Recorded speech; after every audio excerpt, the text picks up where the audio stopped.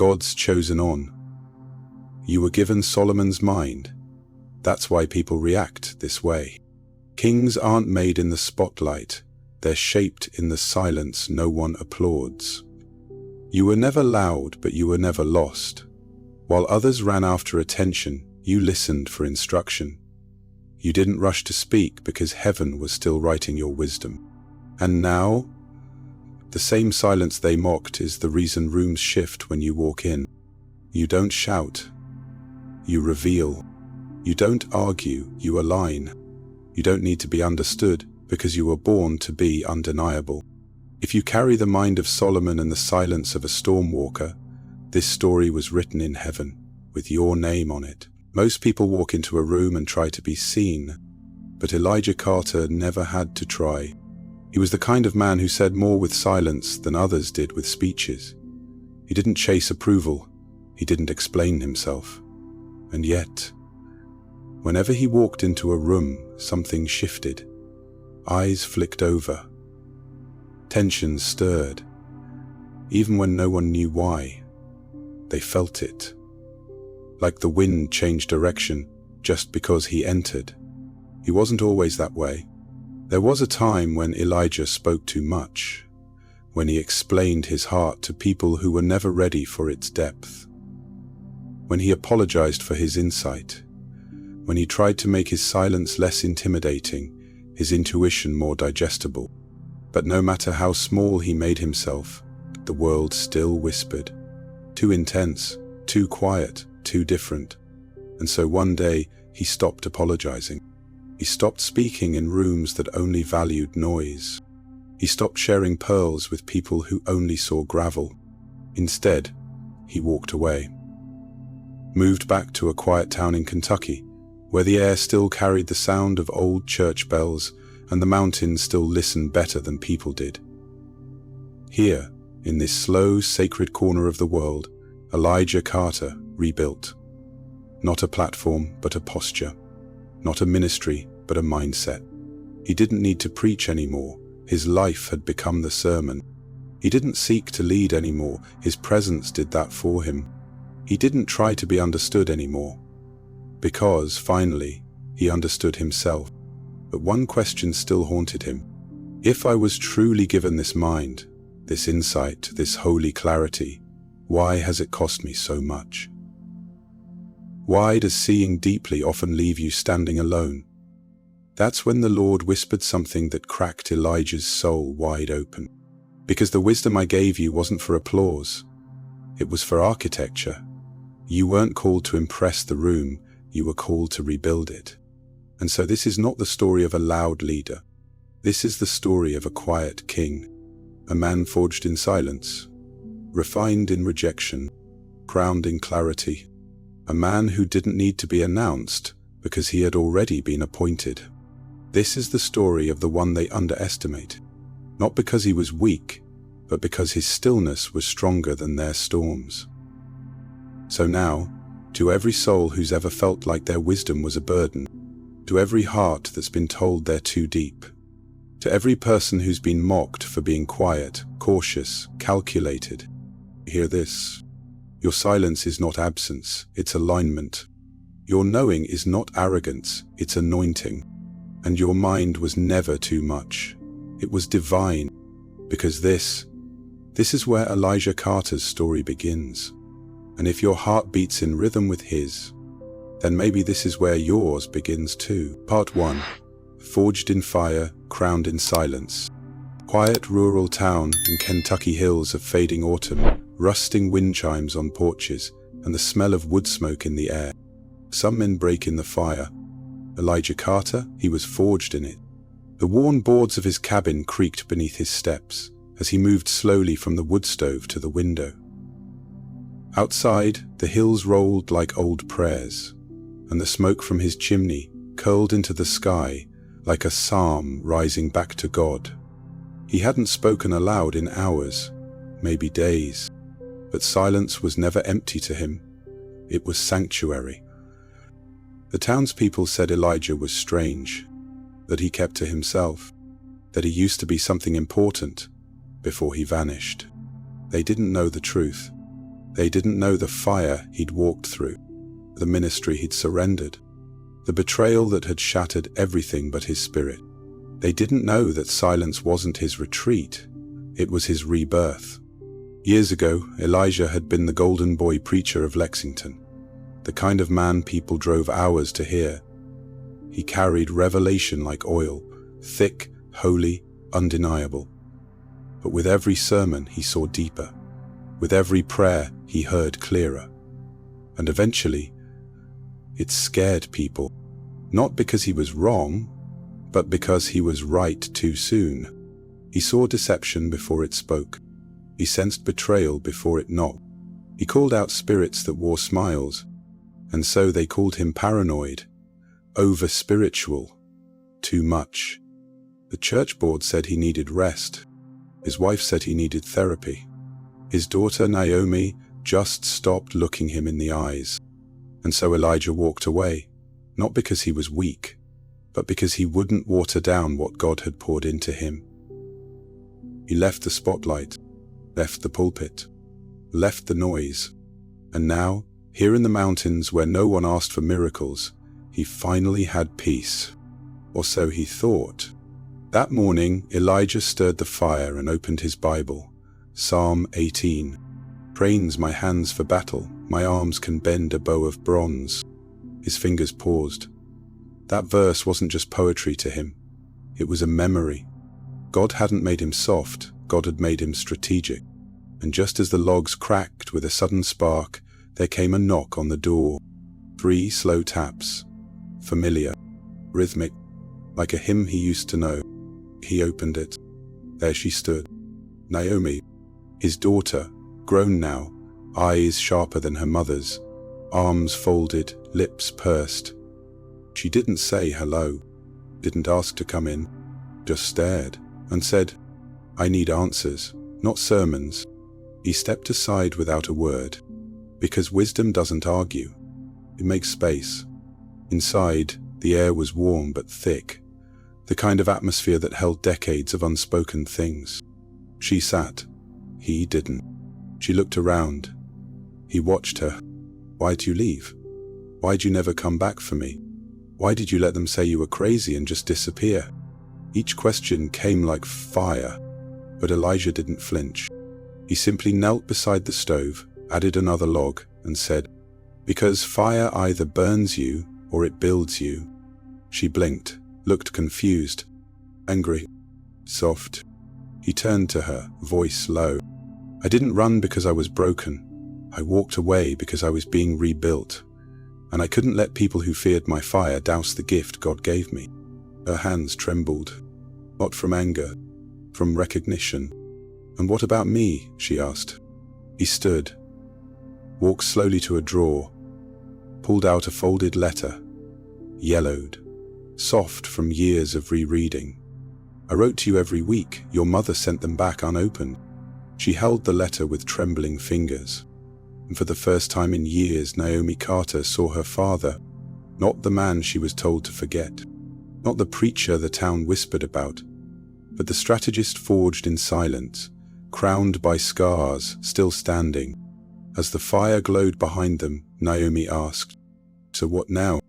Elijah looked toward the window. The wind had picked up, clouds moved fast. Something was shifting. "Now," he said, "we wait on God's move. Because wisdom doesn't rush. It reveals, and what's coming will require everything we've been prepared for." Naomi swallowed, nodded, and for the first time, she didn't look away. Some of God's wisest warriors are not loud. They are watchful. They've been hidden not to be silenced, but to be sharpened. If they call you too quiet, let them. If they say you're too intense, let them. Because when it's time, they won't hear your words, they'll feel your wisdom. Part 2. The weight of knowing too much.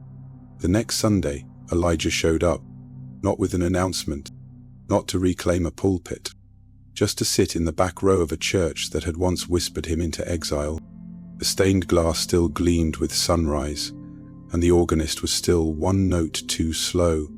The hymns were the same, but the air felt different. like heaven was holding its breath. He didn't speak, he didn't stand, he just sat. And somehow, that alone unsettled the room, because there's something unsettling about a man who isn't chasing attention, but still shifts the atmosphere. Tom Jacobs noticed him first, loud as ever, standing up front in Elijah's old role, gripping the mic like it owed him something. "Well, well, look who crawled back from the mountains," Tom joked, trying to laugh. The room chuckled, nervous, but Elijah didn't blink, because discernment doesn't defend itself. Later, in the fellowship hall, over weak coffee and store-bought donuts, the whispers came. That thinks he can just show up? Used to be powerful, now he looks worn. Is he allowed to be here after what happened? Elijah heard it all, every word. Not with his ears, with his spirit. And that's the burden of the discerning. You hear what people don't say. You feel what they try to hide. You carry insight so sharp it slices through the fake smiles and surface-level God bless yous. But Elijah didn't respond. Instead, he found a quiet corner, sat near the old window with cracked glass, and waited. That's when Pastor Ruth shuffled over, cane in one hand, Bible in the other. Her eyes sparkled like they always had, gentle but prophetic. She sat beside him without asking. "You still see too much, don't you?" He gave a soft nod. "Too much, too soon." She chuckled. "They're not too much, they're too dull." Silence. Then she added, "You ever wonder why Solomon asked for wisdom and not protection?" Elijah turned. She leaned in. Because wisdom is protection. It's a shield that doesn't just block, it predicts.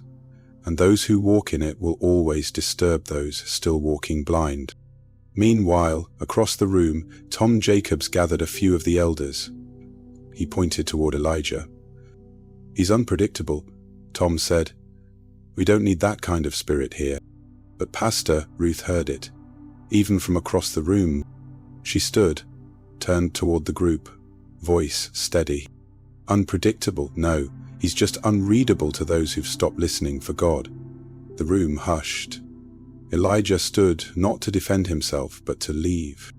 But before he could step out, Tom called out, "You always thought you were better than us, like you had some secret insight the rest of us missed." Elijah turned back, not angry, just still. Then he said, "The only secret I ever had was that I saw things you ignored." And Tom fumbled, words caught in his throat, because the truth doesn't always shout. Sometimes it whispers, and that's what cuts deepest. As Elijah stepped outside, Naomi waited by the truck. "You okay?" she asked. He nodded, exhaling slowly. "Wisdom is heavy," he said, "but it gets lighter when you stop trying to make it fit in shallow places." Spiritual insight. Discernment is not a curse, it's calibration. And the more in tune you become with God, the less aligned you'll be with crowds.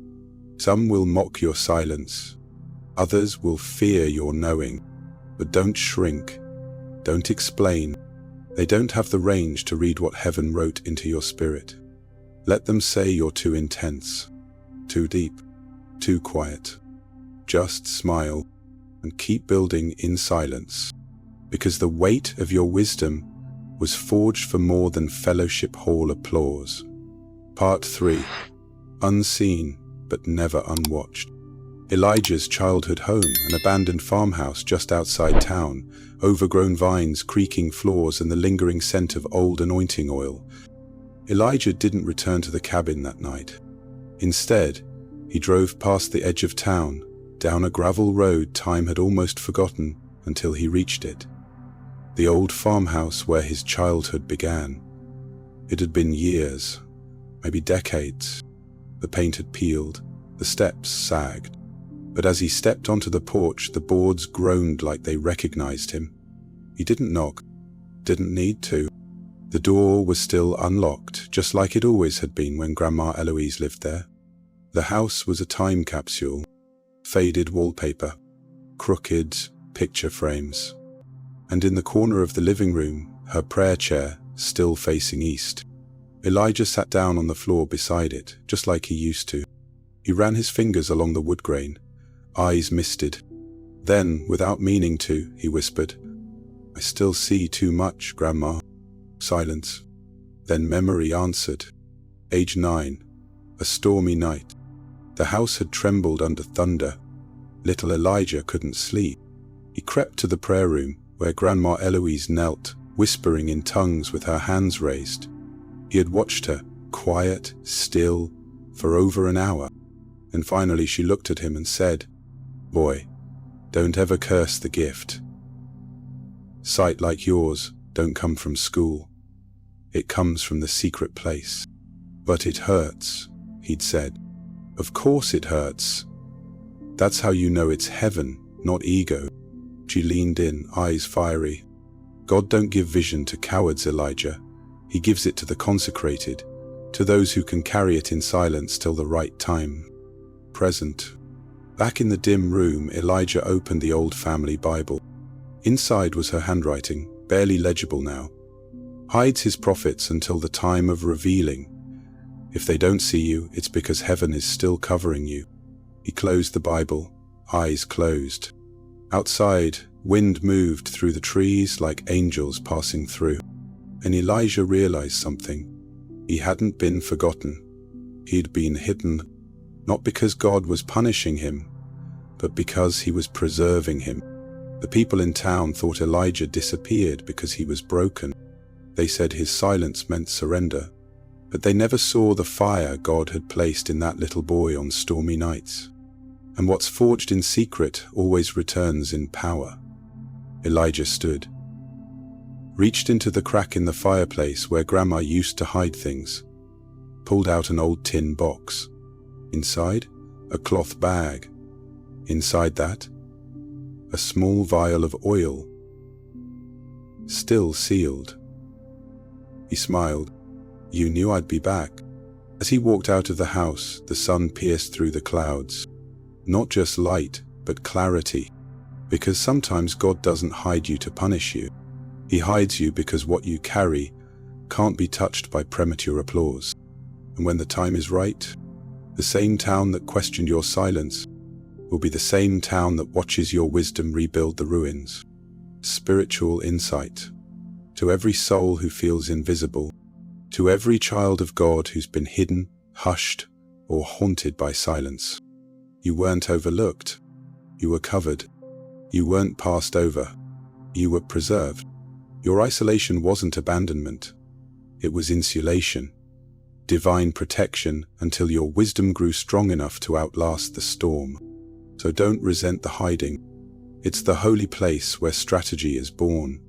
And when you finally emerge, even the demons who mocked you in silence will flee your stillness. Part 4. The War of Words You Never Spoke. County courtroom echoing halls, buzzing fluorescents, and the unseen tension of spiritual warfare masked as legal procedure. Elijah didn't come to speak. He came to watch. The courtroom buzzed with artificial order, pressed suits, scripted statements, rehearsed objections. But Elijah felt the tension before a word was spoken. It wasn't the legal battle that disturbed him. It was the spiritual one underneath. The defendant was a young mother, Mariah Blake, no older than Naomi. Single, frantic, accused of something she didn't do, but too poor, too exhausted, too unseen to prove it. Elijah sat quietly in the back. No one noticed him, but the atmosphere did, because when a true discerner enters the room, even invisible spirits go silent. D-Day Mitchell strutted across the floor like a man who owned the truth. He smiled too confidently. His questions were loaded like traps, each sentence designed not to reveal but to confuse. "You said you were home, but no neighbors saw you. You say you care, but your child missed school again. You want us to believe you're a good mother, but even your own mother says you're unstable." Mariah's lip quivered. She glanced at her court-appointed attorney, who stared blankly ahead. The judge sighed. Another case, another chaos. Elijah gripped the armrest. Not in fear, but in recognition. He'd seen this tactic before, not in courtrooms, but in pulpits. in boardrooms, in toxic friendships, spirits of accusation, of manipulation, of distortion. They speak like logic, they dress like order, but they smell like lies to a spirit who's been trained in fire. Elijah bowed his head, not in defeat, but in prayer. And that's when something shifted. Not in the courtroom, in the atmosphere. Because sometimes the most dangerous intercessors don't pray out loud. They pray with posture, with presence, with pain.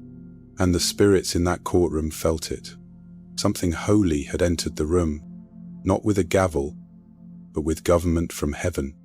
The judge looked up, furrowed his brow. Blake, something isn't sitting right with me.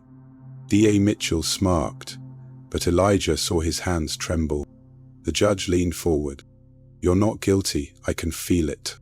The courtroom froze. No one understood why he said it. Not even him. But Elijah did. Because when God plants his spirit in a room, truth starts speaking through unlikely mouths. Mariah wept, not because she understood what happened, but because the lie broke mid-air. Elijah stood quietly, still unnoticed, still unread, and walked out. Outside, Naomi waited. Why do you care about these people? She asked. He paused. Because when you see through lies, you're responsible for the truth. She shook her head. But you didn't even say anything in there. He looked at her, calm, focused. Sometimes your presence is louder than their presentation. Spiritual insight to those gifted with discernment. You're not paranoid. You're prophetic.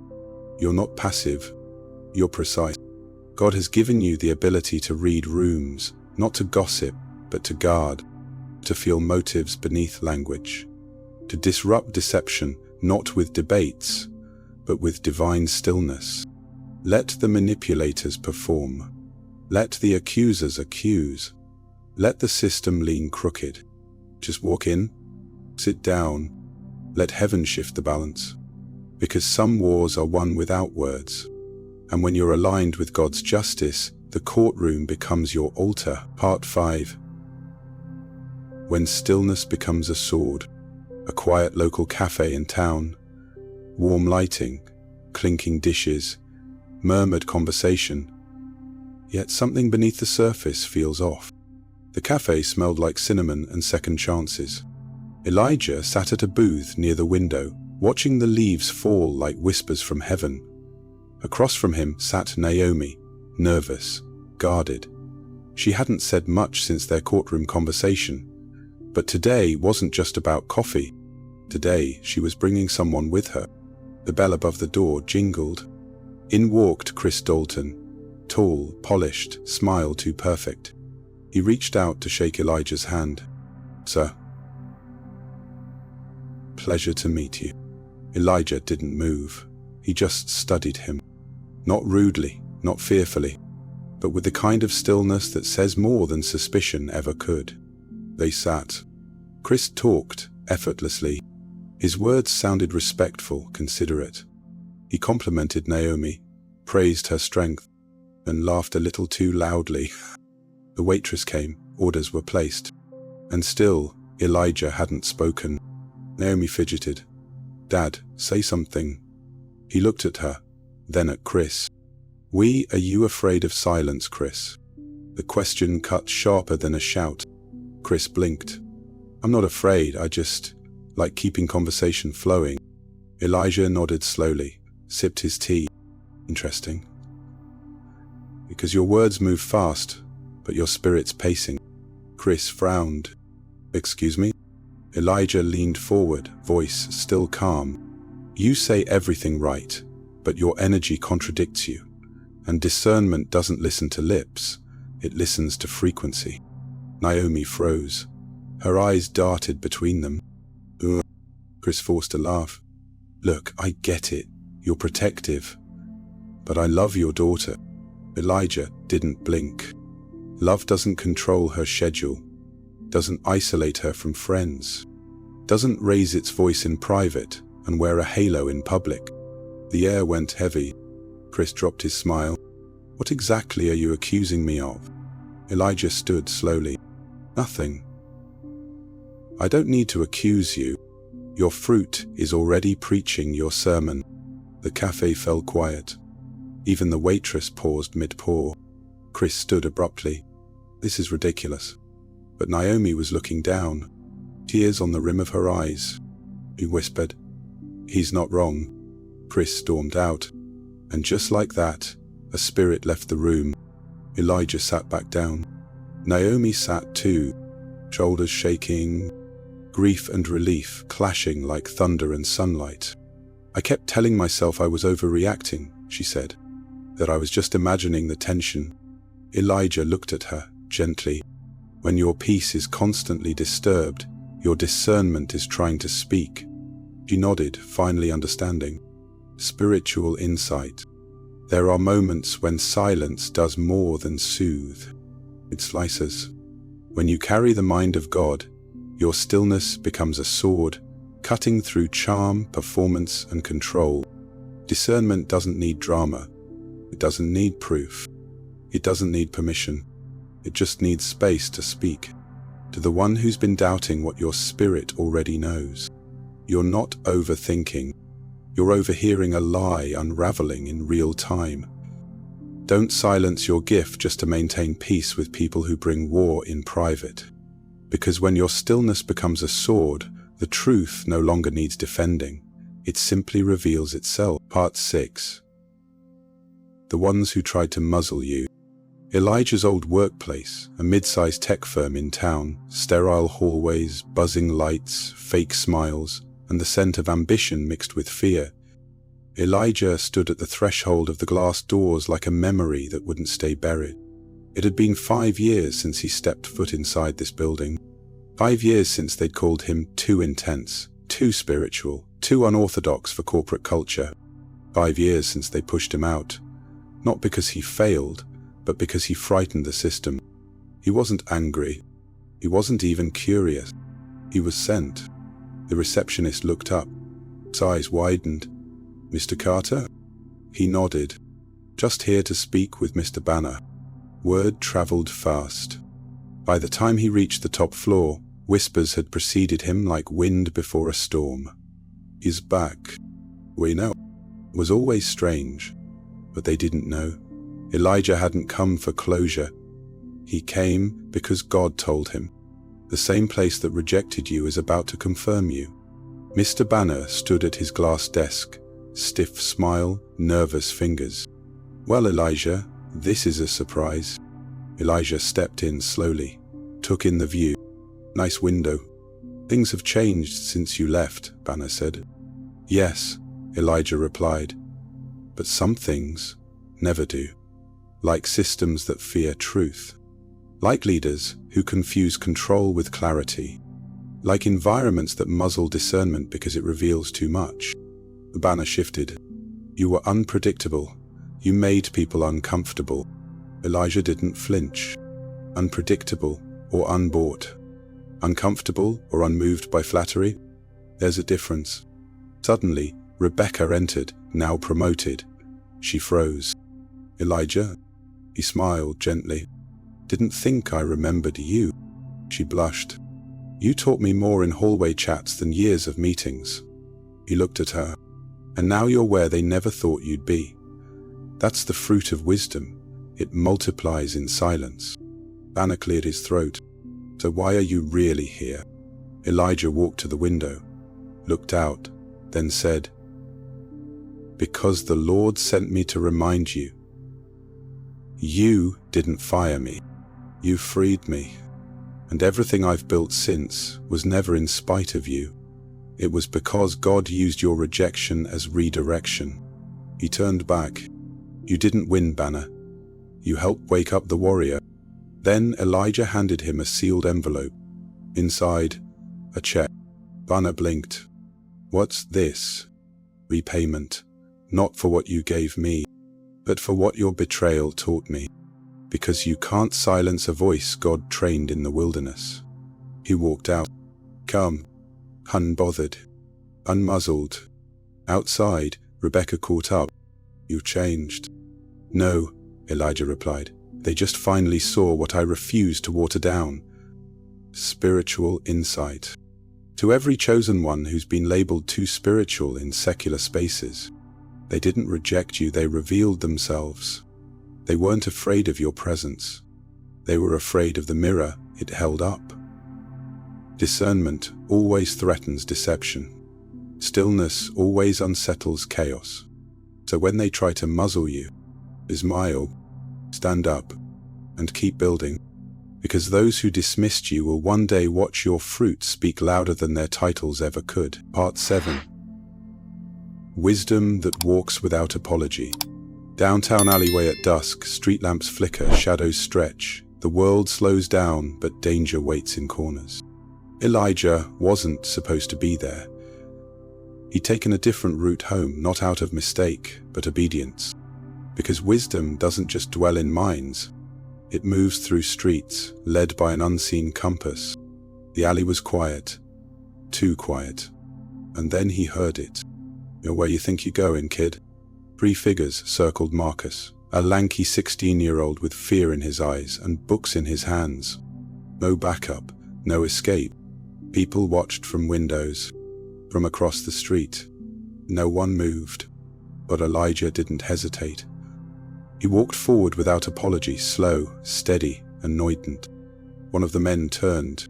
"You lost, old man." Elijah stopped just feet away. His voice, calm, measured. "No. I'm exactly where I was sent." Laughter, scoffs. Another one stepped forward. "You got a death wish?" Elijah looked at Marcus, eyes locked. "You're not what they say you are, son. You're not weak. You're not prey. You're chosen." Marcus blinked. Tears welled. Something awakened. Then Elijah turned back to the attackers. "And you? You don't realize what you're touching. This boy carries destiny, and I won't let darkness hijack it." The lead man growled. "You don't scare me." Elijah didn't blink.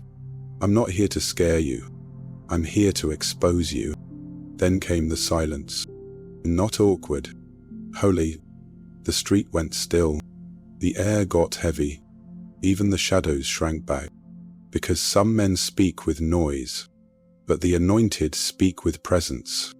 And the spirit in those men recognized something ancient in Elijah. Not fear, not fight, but fire. Without a single touch, the first man backed away. Let's bounce." They left. Not because they lost a battle, but because they felt outnumbered by heaven. Marcus dropped his books, fell to his knees. "Why'd you help me?" Elijah lifted him. "Because I'd been where you are, and someone stood for me when I didn't know how." Spiritual insight. Some moments don't require explanation. They require alignment.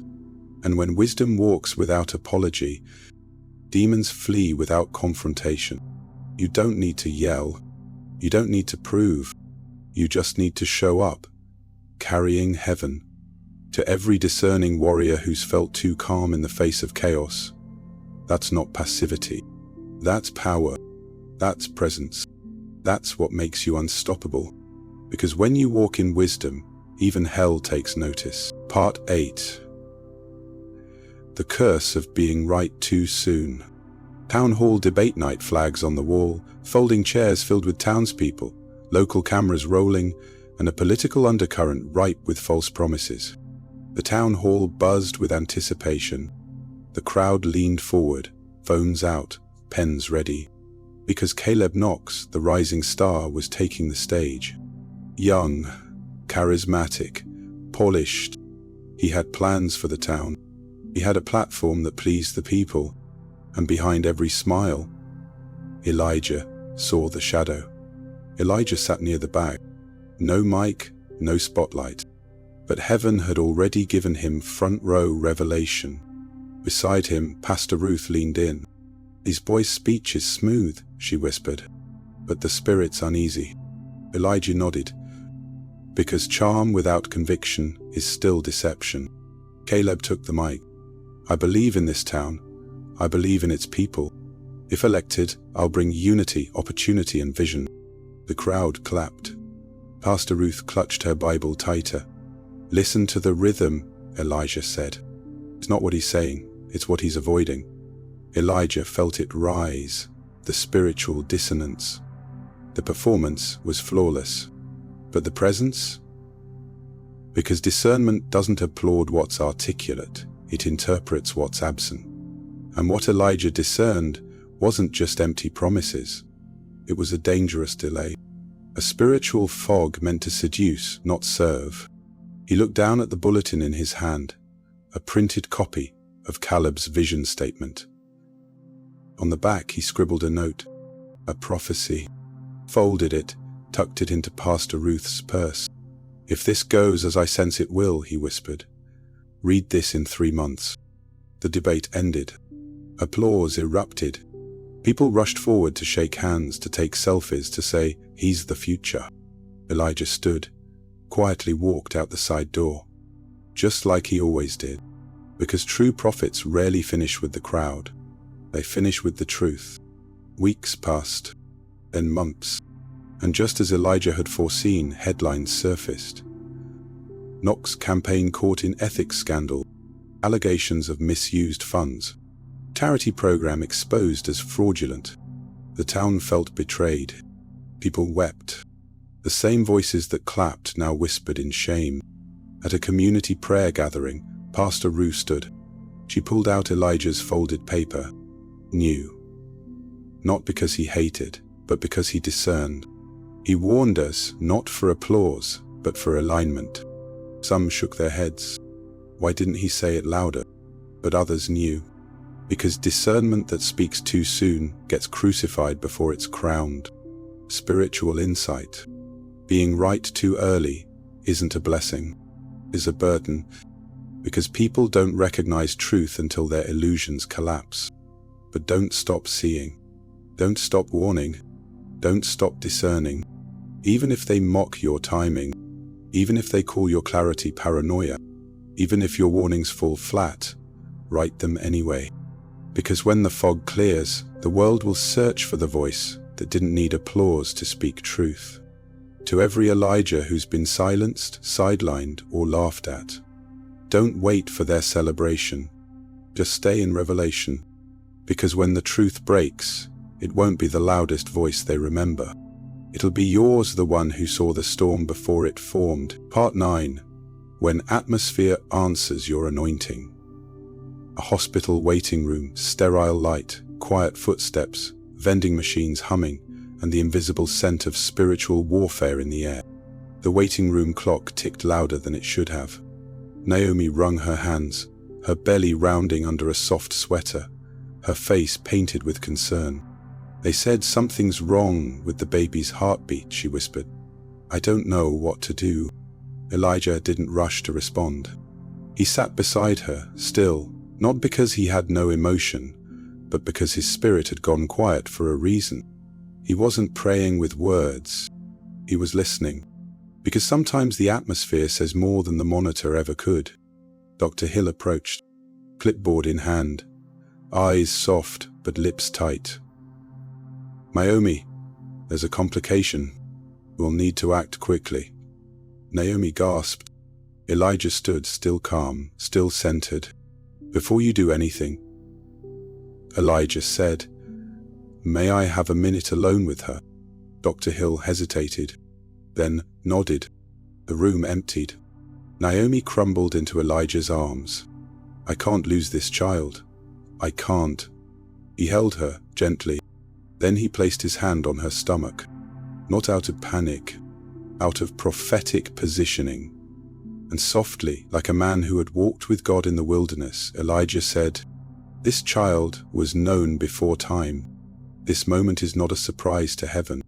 An atmosphere always obeys alignment." Then the shift happened. The lights didn't flicker. No thunder cracked. But the air got thicker, holy. Even Naomi felt it.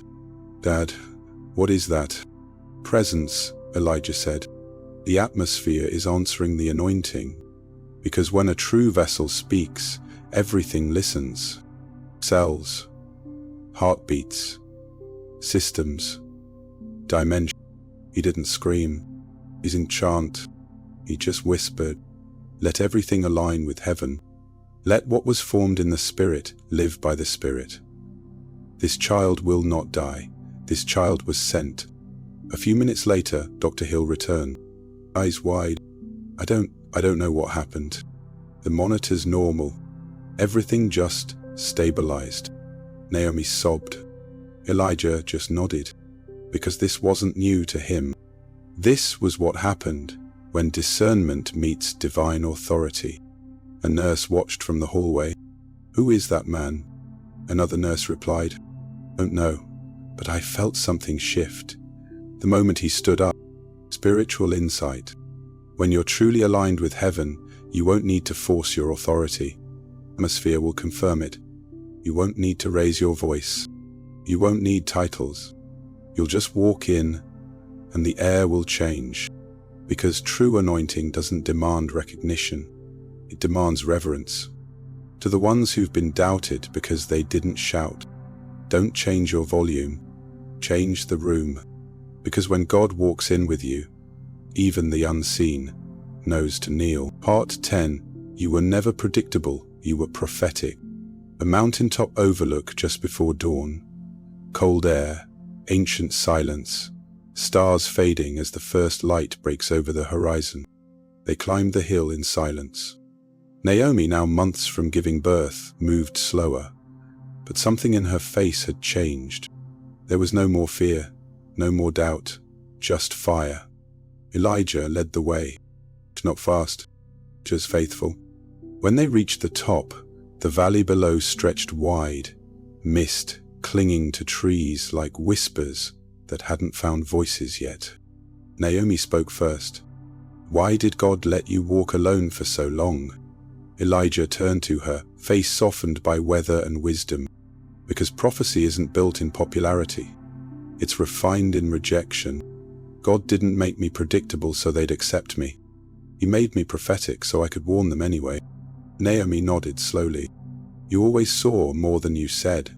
He looked to the east, the light breaking, slow but sure. "And I still do." She touched her belly. "I think this child will carry it too." He smiled. "She already does. I've felt it." And then Elijah turned to you, the reader, the listener, the one who's walked with this story in your own silence. This was never just about me. If you've seen storms before they formed, if you've watched betrayal unfold like a script only you could read, if you've had dreams you were scared to describe, you're not broken, you're not overthinking, you're not unstable, you're prophetic. You carry Solomon's sight, Daniel's discernment, Deborah's clarity, and the stillness of Jesus when he stood before Pilate, unmoved, unafraid, unbothered by noise. Because you were never made to fit their timelines, their templates, their expectations. You were made to interrupt them, to speak when God says speak, to stay silent when stillness cuts deeper than swords. You were never unpredictable. You were just unreadable to people still trapped in shallow waters. And now the time has come. The hiding is over. The heavens are roaring. Chosen one, rise. Let your wisdom lead. Let your presence prophesy. Let your silence shift nations. Spiritual insight. The gift that made you lonely. The burden that made you question your sanity. The discernment that made people mock you. It wasn't a curse. It was calibration. And now that you're walking in it fully, freely, without apology, watch as the very things they tried to crucify in you become the very tools God uses to crown you. You don't have to perform. You don't have to convince. You only have to continue. Because when you walk in divine timing, the world won't just hear you. It will have to adjust to you. You weren't just called, you were constructed for clarity. Elijah stood on that mountaintop long after Naomi had returned to the cabin. The sun now high, burning off fog, unveiling every hidden curve of the valley below. He breathed deep, not because the journey had been easy, but because finally the silence made sense. Every moment he was misunderstood. Every time his clarity was called too much. Every room that shifted when he entered. Every person who left without explanation. It had all been part of the architecture. Not punishment, but preparation. Because when God gives you a Solomon mind in a Samson world, you don't walk in noise. You walk in knowing. And now, dear listener, dear reader, dear chosen one, if you've carried wisdom that made people squint, if your silence has spoken louder than your words, if you've seen through smiles and heard lies mid-sentence, if people feared your intuition more than they respected your truth, then this entire story was heaven whispering. You're not paranoid. You're prophetic. You're not intense. You're aligned. You weren't overlooked. You were preserved. The weight you carry was always holy. The rooms you unsettled were never worthy of your voice. The delays, the betrayals, the lonely seasons, they were not detours. They were the curriculum of the called. So now hear this. You are not here to explain. You are here to establish. You are not here to compete. You are here to calibrate. You are not here to entertain. You are here to expose what's false and rebuild with truth. And if you've ever asked, why did I have to walk alone? Why do I feel everything before it happens? Why won't God let me ignore what I see? Then let me answer it plainly. Because the mind you carry was designed for divine strategy, not surface survival. Because heaven trusted you to hold discernment with dignity, to be a mirror when others would rather stay asleep, to hear what's not being said and still choose love. Don't silence your knowing to comfort those who fear truth. Don't dim your discernment just to blend in. Don't explain your assignment to people who were never called to carry it. Instead, walk with clarity, lead with presence, and let your silence carry weight. If this story stirred something deep in you, if it read your mail in places only God knew, then don't scroll away silently. Comment below, that was never too much. I was always prophetic. Or drop 777 to seal your agreement with heaven's confirmation. Share the line that struck your soul. Speak life over someone else who may still be doubting their clarity. And if you feel led, support this journey. Not to feed ego, but to fuel alignment. Not to gain followers, but to awaken legacy. Because this isn't a platform. This is a prophetic people rising in silence, in stillness, in power. So if you've carried this kind of wisdom in secret, welcome. You're not alone. You are not crazy. You were constructed for clarity. And now, it's your time to walk in it unapologetically.